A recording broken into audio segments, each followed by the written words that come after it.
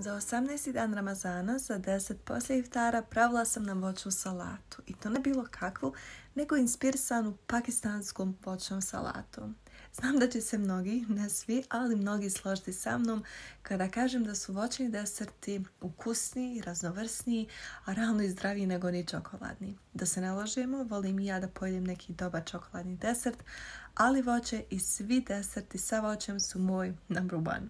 Voćna salata koju sam danas pravila je, kao što sam rekla, inspirisana pakistanskom voćnom salatom zbog preliva i zbog, vjerovali ne, slanutka, odnosno leblebije koja se stavlja u ovu salatu. I zbog teksture, i zbog okusa, a i zbog dodanog proteina.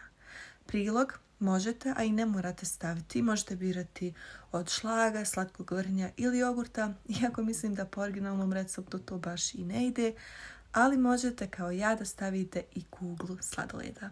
Ja sam koristila jedan sladoled koji sam pronašla slučajno u marketu, da je bez glutena, veganski i bez dodanog šećera. A okus je karamela i orah, pa sam on predobro uklopio u ovu voćnu salatu. Dok editujem ovaj video, sve me srce tjera da odem i po treću zjeltu, iako sam pojela već 2 pune, a vjerujte mi i da hoću. Tako da ću ja ovdje lagano sada da završim ovaj video, a vam od srca da zaželim sretan i hajirli post i sutra.